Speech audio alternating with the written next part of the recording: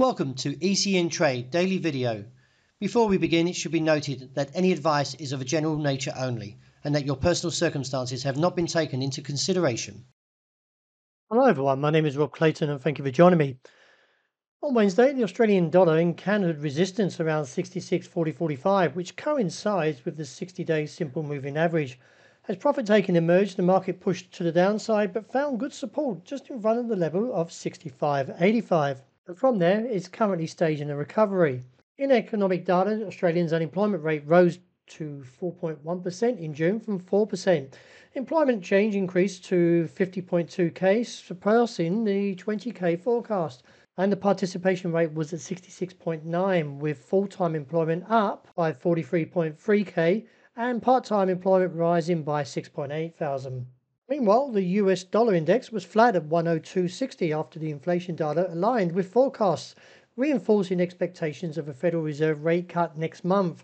The CPI rose to 2.9% over the past year through to July, slightly below the 3% forecast, reaching its lowest level since March 2021. This now supports a potential rate cut at the Fed's meeting in September, with markets expecting a 25 basis point cut, though they are split from a 50 basis. So therefore, let's keep an eye on the data, which comes out Thursday, which is the July retail sales, that may increase expectations to a 50 basis point rate cut in the US. So as I mentioned, the market is recovering from the sell-off and finding good support around that 65.85. It did take a brief stab beneath there, but recovered sharply. And from there, the market is expected to retest the top side, which is around that 60-day moving average of 40.45. A break there would give further scope onto the upside to 66.90 and reassess from there, as traders should remain cautious and monitor signals closely and adjust their risk management strategies accordingly in case we get another pullback. But I still feel the support around 65.85 should still find demand, as the RSI has rejected from there and still married up to a bullish case with the MACD. Turning to the euro, it holds steady above the 110 handle, while, as I mentioned, the US dollar was flat at 102.60. In line of the technicals, we've got an ADX that supports a bull case, a slightly overbought RSI, but nevertheless, I feel the market is likely to break through that level of 110.10 and lead on to 110.65 or even higher to the 111 region, with any pullback still finding demand around 109.45.55 and a base at 108.70.80. Having rebounded off the lows of last week at 142, the market has been trading sideways for 6 consecutive days and now slightly directionless. But nevertheless, I feel the market is struggling since the tests towards that top side of 148 found good supply. And therefore, if the supply increases, could see a move back to 147 to 146.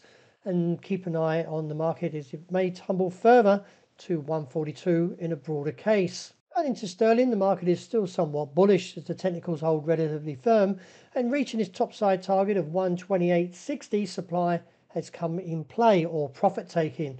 Nevertheless, if we see a break further and clear in 128.60, which I do anticipate, could see a move on to the region of 129, and with the bullish expectations on a broader case still holding the 130 to 131.